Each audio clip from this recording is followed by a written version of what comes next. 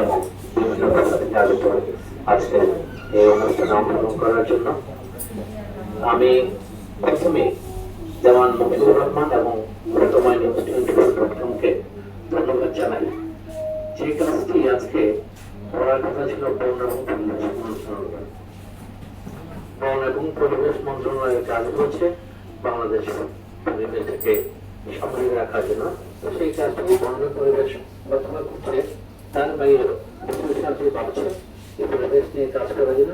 বিশেষ করে আজকের এই পরিবেশ আজকে এই ধরনের একটি আলোচনা আয়োজন করার জন্য আমি দুঃখিত। আমি জানি না আপনারা আমার সাথে একমত হবেন কিনা। একজন বাঙালি হিসেবে, বাংলাদেশি হিসেবে আমরা এই কিছু ভুল আমরা মনে করি পরিবেশ মানে শুধুমাত্র আমার ঘর, যে ঘরের মধ্যে আমি থাকি সেই ঘরটাকে পরিষ্কার রাখা, সুন্দর রাখা, পরিষ্কার রাখা। কিন্তু ঘর থেকে যখন আমি বের হয়ে যাই তখন আমি মনে করি না সেই পরিবেশ রক্ষা করার দায়িত্ব আমার।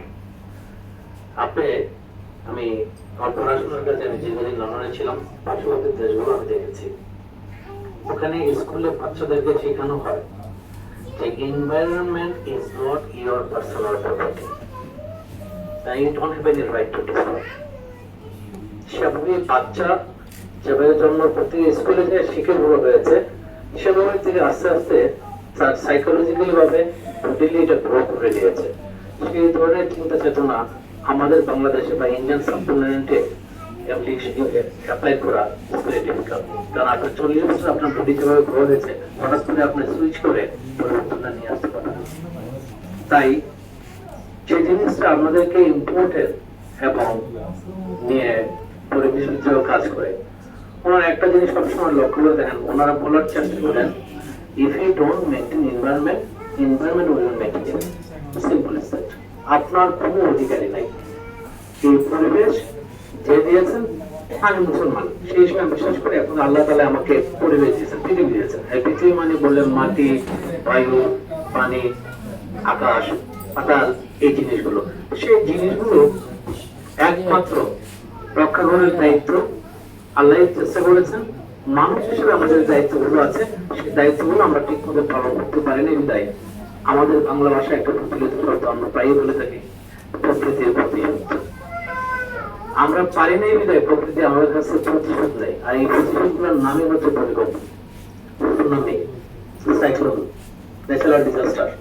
এই ডিজাস্টার গুলো প্রকৃতি আমাদেরকে বিভিন্নভাবে শিক্ষা দিয়ে থাকেন।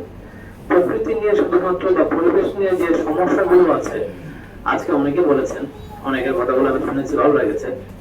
অনেকের তথ্যের মধ্যে কিছুটা ভুলও আছে। এই গ্লোবাল ওয়ার্মিং বা পরিবেশের সমস্যা শুধুমাত্র বাংলাদেশের মধ্যে সীমাবদ্ধ না। নেভার। যদি তাই হয়ে তাহলে আমাজন জঙ্গল পুড়ে যেত। বিশ্বের সব জায়গায় পরিবেশের অবস্থান ডিটোরিয়েট করেছে। এই জন্য বিশ্ব নেতারা সবসময় পরিবেশকে নিয়ে আলাদাভাবে বসার চেষ্টা করেছেন। মাননীয় প্রধানমন্ত্রী বারবার এই ধরনের উদ্যোগ নিয়েছেন, কথা বলেছেন এবং বিভিন্ন ধরনের ইন্টারন্যাশনাল যে প্রোগ্রামগুলো হয়, মাননীয় প্রধানমন্ত্রী দেশ ভিত্তিতে বা ইন্টারন্যাশনাল পলিসি পরিবর্তে পরিবেশকে নিয়ে বেশি কথা বলেছেন। আপনারা লক্ষ্য করে দেখবেন মালদ্বীপ দেশ, ওনারা কি করেছেন? ওনারা অন্য দেশের জায়গা কেনার চেষ্টা করেছেন। আগামী 15 ইয়ার্স বা 20 ইয়ার্স বা 100 ইয়ার্সের মধ্যে মালদ্বীপ তুলে যাবে। সেই পরিবেশকে বাংলাদেশের মানুষ নষ্ট করেছে না। প্রকৃতিকে আমরা ধরে রাখতে পারি না, বিদায় আমাদের এই প্রবলেমগুলো হয়ে থাকে। আমাদের দেশে যে জিনিসটা উনি ভাই জানতে চেয়েছেন, তথ্য প্রযুক্তি আইন। তথ্য প্রযুক্তি আইনের আগে আরেকটা আইন আছে, এটাকে বলে পরিবেশ সুরক্ষা আইন বা পরিবেশ রক্ষা আইন। 1995 সালে একটা আইন করেছে, তারাও আইন ছিল। সেই আইনটা অ্যামেন্ড হয়ে 2012 সাল, 15 সাল, 17 সাল আছে। ঠিক এই যে আইনটা আছে, যে আইনটা যদি সরাসরিভাবে প্রয়োগ করা যায় তাহলে আমাদের দেশে পরিবেশ রক্ষার ব্যাপারে অনেকগুলো কাজ করা সম্ভব। আজকে যে সাংবাদিক ভাইদের কথা বলছেন, সাংবাদিক বা গণমাধ্যমের ভূমিকা, গণমাধ্যম কিভাবে কাজ করে, গণমাধ্যম পরিবেশ নিয়ে কাজ করে।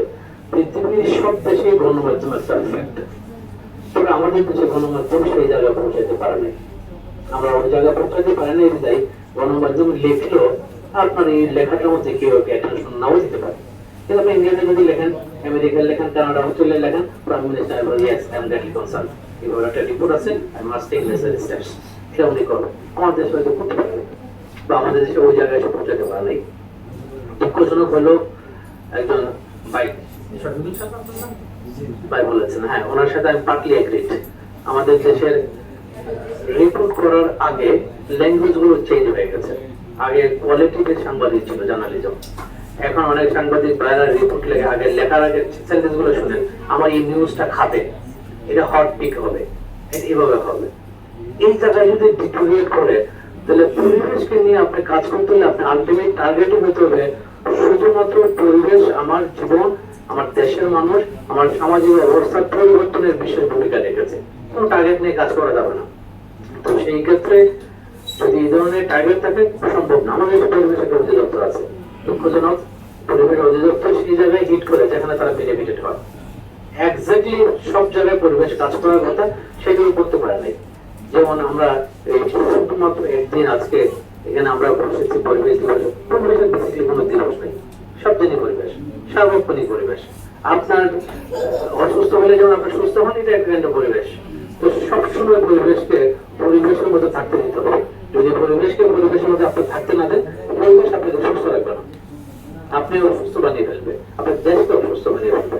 সেই এই সুস্থতার জায়গাটুকুর জন্য আমাদের প্রত্যেক মানুষের রেসপন্সিবিলিটি আছে। শুধুমাত্র গভর্নমেন্টকে আপনি কোনো অবস্থায় ব্লেম দেওয়া চলবে না। গভর্নমেন্ট ইচ্ছা করলে অনেক কাজ করতে পারবে না। আমার এক ভাই বলেছেন বিপ্লবের কথা, দেখেন ইংলিশে দুটো শব্দ আছে, একটা হলো ইভলিউশন, রিভলিউশন, বিপ্লব আর বিবর্তন। আপনি চাইলেও বিপ্লব করতে পারবেন না। বিপ্লবের পরিবর্তে আপনাকে বিবর্তনের রাস্তায় হাঁটতে হবে। আপনাকে ধারাবাহিকভাবে আস্তে আস্তে কাজগুলো করে আপনাকে বিবর্তনটা নিয়ে আসতে হবে। আপনি একদিনে এই দেশের পরিবেশ চেঞ্জ করা কখনো সম্ভব না। টাকা ফেরত নিয়ে আপনি অনেক এক্সাম্পল দিয়েছেন, আনিসুল হক সাহেবের মধ্যে এক্সাম্পল দিয়েছেন। আপনি চাইলেই টাকা ফেরত সিটি বানাতে পারবেন? সম্ভব। 30 স্কয়ার কিলোমিটার, দেশটা একেবারে ছোট, এই ঢাকা শহরে 2 কোটি মানুষ, আপনি চাইলেও পারবেন না, সম্ভব না। এটা হয়তো পত্র পত্রিকার মিডিয়া নিউজ বা ফেসবুকে বলা সম্ভব। আমি আমেরিকা ছিলাম, আমি লন্ডনে ছিলাম, এই শহরে ছিলাম, কত সুন্দর দেশ। ওই দেশের আয়তন তো দেখতে হবে, মানুষগুলো দেখতে হবে, আপনার শিক্ষা ব্যবস্থা দেখতে হবে, ওই দেশের রাজনৈতিক ব্যবস্থা দেখতে হবে। সবকিছু নিয়ে তারপরে আমার দেশে এই কাজগুলো করতে হবে। তারপরে যে জিনিসটা হয়, ওখানে কোনো কাজ করার আগে একটা কাজ করে, এটা বলে ফিজিবিলিটি স্টাডি। আমাদের দেশে ফিজিবিলিটি স্টাডি হয় কম। সেই ফিজিবিলিটি স্টাডির ক্ষেত্রে আমাদের দেশে এক্সাক্ট রিপোর্ট অনেক সময় পাওয়া যায় না, বেশিরভাগ ক্ষেত্রে পাওয়া যায়। কিছু কিছু ভাই বন্ধুরা অনেক কথা বলেছেন, রামপাল, খুলনা, বাগেরহাট, না এইসব জায়গায় আমি আপনাদের সঙ্গে কমপ্লিট দেব। গভর্নমেন্টের এক্সক্লুসিভ একটা রাইট আছে ডেভেলপমেন্ট প্রজেক্ট করার। ভালো কাজ করতে হলে কিছুটা পরিবেশের প্রতি মানুষের প্রতি প্রভাব পড়বে, স্বাভাবিক। অন দ্য আদার এটা আপনার মাথায় রাখতে হবে, এটা কেন গভর্নমেন্ট করেছেন?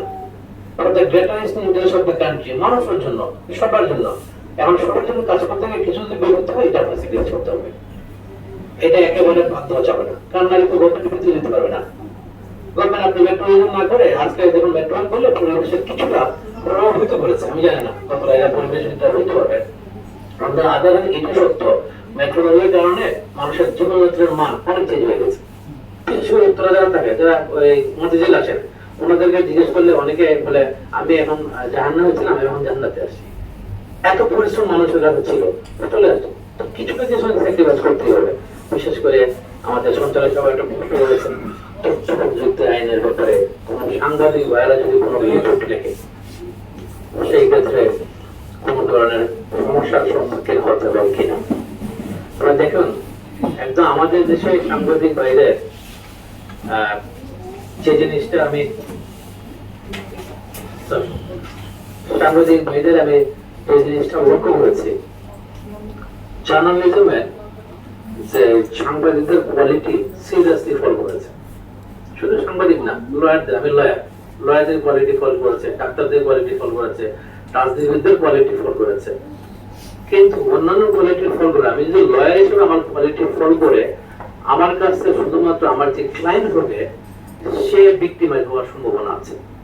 কিন্তু আপনার সাংবাদিক আপনার কোয়ালিটি ফল করলে পুরো জাতি ভিক্টিমাইজ হওয়ার সম্ভাবনা আছে। এই জন্য আপনার রেসপন্সিবিলিটি জায়গাটা বেশি। বিচার ব্যবস্থার কোয়ালিটি ফল করলে পুরো দেশ ভিক্টিমাইজ হয়ে যাবে। এই জায়গাগুলোতে কোয়ালিটি ফল করা যাবে। কিছুদিন আগে দেখলাম যে সরকার এক ধরনের প্লেন করছে সাংবাদিকদের কোয়ালিফিকেশন, ডেফিনেটলি আপনার সাংবাদিকদের জেগে উঠতে পারবে, সাংবাদিক হওয়ার জন্য তার এডিটোরিয়াল পলিসি দরকার, জার্নালিজমের পড়াশোনা দরকার, রিপোর্ট কিভাবে লিখতে হবে, এই জিনিসগুলো জানা দরকার। আমি লয়ার হয়েছিলাম, ল পড়েছি, আপনি ডাক্তার হয়েছেন, আপনার আইনজীবী ডাক্তারি পড়ালেখা করেছে, সাংবাদিকের ডেফিনেটলি থাকা উচিত। এই জিনিসগুলো যেহেতু গভর্নমেন্ট উদ্যোগ নিয়েছে, নিশ্চয়ই আমরা আশা করি অতীতে যে বড় সাংবাদিক ছিল, একজন সাংবাদিক আমার খুব পছন্দের ছিল, উনি মারা গেছেন, মিজানুর রহমান খান, আপনার তো ওনাকে সবাই শুনেছেন। উনি লয়ার ছিলেন না, উনি ফতোয়া ছিল, উনি অ্যাকাউন্টিং স্টুডেন্ট ছিলেন, বরিশাল বিএম কলেজে পড়ালেখা করেছেন, পরবর্তীতে চিফ জাস্টিস হাবিবুর রহমান খানের পরামর্শ নিয়ে উনি ল করেছেন। উনি এমন সুন্দর করে আইনের ব্যাখ্যা দিত, আমি ইংল্যান্ডে পড়ালেখা করেছি, আরো অন্যান্য দেশে থেকে পড়ালেখা করেছে, আমি ওনার মতো পারি না। ওনার রিপোর্ট যদি ব্যাখ্যা করতাম, কালকে উনি কি রিপোর্টটা লিখবেন। উনি তো সাংবাদিক ছিলেন, আর আরো তো অনেক সাংবাদিক আছেন যার নাম শুনলে আপনি একা লিখবেন, মানে এখন তো সাংবাদিক হতে আসে না, উনি মিলিয়নিয়ার হতে আসছে, অনেক হয়ে গেছে, অনেকে মিলিয়নিয়ার আছে। সাংবাদিকের একটা বড় অংশ এখন কাজ করে, আর কিভাবে মিলিয়নিয়ার বেরিয়ে চলবে না, অনেকে করে গেছেন। স্বাধীনতা যুদ্ধের সময় বাংলাদেশে অনেক সাংবাদিক ভাই বোনেরা এমন কাজ করেছেন, পুরো বিশ্বকে নাড়া দিয়ে দিচ্ছেন। কিন্তু এই জিনিসগুলো আমাদেরকে ধরে রাখতে হবে। আপনি যদি সাংবাদিকতার উপর পড়ালেখা থাকে, সাংবাদিক হলে শুধু লেখলে সাংবাদিক হওয়া যাবে না, আপনাকে অবশ্যই দেশের প্রচলিত আইনটা জানতে হবে, আপনাকে অবশ্যই দেশের যে বিষয়ে লিখবেন সেই বিষয়ে কোনো আইন আছে কিনা, রাষ্ট্র কিভাবে বিষয়টা হ্যান্ডেল করেছে, সামাজিক অবস্থাটা কি, তথ্যপত্র কিনা, গবেষণা আছে কিনা, সবগুলো বিষয়ের উপরে বিবেচনা করে তারপরে যদি আপনি রিপোর্ট করেন, আপনি কোন অবস্থায় চিন্তা করার প্রয়োজন পড়বে না আপনি রিপোর্টটা হবে কিনা, মানুষ তাই খুঁজে বের করবে রিপোর্ট লিখেছেন। তো এই ধরনের রিপোর্টের রিপোর্ট আগে যদি কোনো মানুষ লেখে, ডেফিনেটলি রিপোর্ট গুলো ওনার নিজের জন্য, আমাদের দেশের জন্য, মানুষের জন্য উপকার আসবে, আপনি লিখতে পারবেন। মানুষ মনে করে সাংবাদিকদের মধ্যে একটা ভীতির কারণ হচ্ছে তথ্য প্রযুক্তি আইন, আমি লিখলে সরকার আমাকে জেলে দিবে, রং কনসেপ্ট, সেটা না। তার কারণ হচ্ছে আপনার প্রত্যেক মানুষই লিখতে পারবেন। আমাদের যে একটা ওয়ার্ড ওনারা প্রায় বলেন, এটা আমার fundamental rights, freedom of expression. আমি আমার কথা বলবো, এর পরের লাইনটা সে আর কোনোদিন পড়ে না। এই ফ্রিডম অফ এক্সপ্রেশনের সাথে আপনার লেখা আছে subject to the reasonable restriction. আপনি চারটা কাজ করতে পারবেন না, রাষ্ট্রের ক্ষতি হয়ে এমন কোন কাজ করতে পারবেন, আপনার দায়িত্ব, সাংবাদিক আপনার দায়িত্ব, বা সমাজে আইন শৃঙ্খলার অবনতি সিরিয়াসলি ভোট করে আপনারা করতে পারবেন না। এর বাইরে আরো যে কাজগুলো আছে, ব্যক্তিগতভাবে ডিফেমেটরি কোনো স্টেটমেন্ট লিখতে হবে, এর বাইরে আপনি যে কাজগুলো আছে প্রত্যেকের কাজ একজন সাংবাদিক 100% লিখতে হবে, তার রিপোর্ট লিখতে কোনো সমস্যা নাই, বাট এই জিনিসগুলো ওকে জানতে হবে। যদি জানে লিখতে পারেন, অবশ্যই উনি সাংবাদিক হিসেবে লিখতে পারবেন। আমার মনে হয় সাংবাদিক হিসেবে দায়িত্ব শুধু পরিবেশ সংক্রান্ত না, সাংবাদিকরা বিদেশে একটা বিশেষ কাজ করে, ওদের বলে আপনার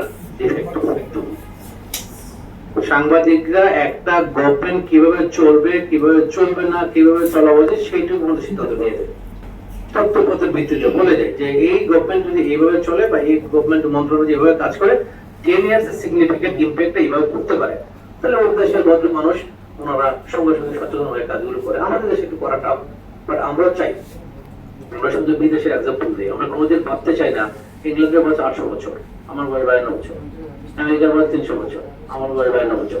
আমরা চাইলেও আমেরিকার এক্সাম্পল বলে দেশে 100% অ্যাপ্লিকেবল করতে পারবো না। তোমরা আশাবাদী, আশাবাদী আমাদের দেশে হবে, সময় লাগবে, আমাদের দেশে সময় লাগবে। সব লাইবিলিটি শুধুমাত্র মাননীয় প্রধানমন্ত্রীকে দেওয়া যাবে না, মানুষ হিসেবে আমারও লাইবিলিটি আছে, সে মত যাই হোক, পলিটিক্যাল স্টেটমেন্ট মানুষের থাকতেই পারে, ভিন্ন মত থাকতেই পারে, কিন্তু সব লাইবিলিটি মাননীয় প্রধানমন্ত্রীকে না দেয়। কিছু কিছু লাইবিলিটি, বিশেষ করে কমন যে লাইবিলিটি, আপনার আওয়ামী লীগের পলিটিক্যাল ভিউজ থাকতে পারে, বা পরিবেশ আপনার, আপনি বিএনপি হতে পারে, পরিবেশ আপনার, জাতীয় পার্টি বা অন্য পলিটিক্যাল পার্টি থাকতে পারে, পরিবেশ আপনার। পরিবেশ রক্ষার জন্য আমাদের সকলকে সার্বক্ষণিকভাবে আমাদেরকে দায়িত্ব পালন করতে হবে। যদি আমরা পরিবেশকে ঠিক মতো রক্ষা করতে না পারি, পরিবেশ আমাদেরকে রক্ষা করবে, আমাদেরকে বিভিন্ন ধরনের ভালো মুসিবত দিয়ে আমাদেরকে ধ্বংস করে দিবে। তার উদাহরণ হচ্ছে আমরা বেশ কয়েক বছর যাবত পরিবেশের প্রভাবের কারণে আমরা কিভাবে কিভাবে দেখেছি, আমরা রিসেন্টলি লক্ষ্য করে দিয়েছেন, মানুষ কিন্তু এখন আর সৌদি আরব উদাহরণ দেয় না। গত কয়েকদিন আগে আমাদের টেম্পারেচার ছিল 36, 39, 42, কিন্তু ফিল ছিল 60। অনেকে ফেসবুকের স্ট্যাটাস দিয়ে বলতো যে সৌদি আরবে ওরা বিশেষ করে মিডল ইস্টের কাছে তাপমাত্রা বেশি থাকে, আপনার সেই তাপমাত্রা ছেড়ে আমাদের চলে গেছে, আমাদের থাইল্যান্ডে গেছে, ভুটানে ছিল আপনার 58, থাইল্যান্ডে তাপমাত্রা বেশি ছিল, ইন্ডিয়াতে বেশি ছিল, H2 মানুষ মারা গেছে। তার কারণটা কি? সে এক্সাম্পল শুধুমাত্র মিডল ইস্ট যাবে না, এক্সাম্পল এখন বাংলাদেশ হয়ে গেছে। আর একমাত্র কারণ হচ্ছে পরিবেশকে আমরা পরিবেশের মধ্যে রাখতে পারি না।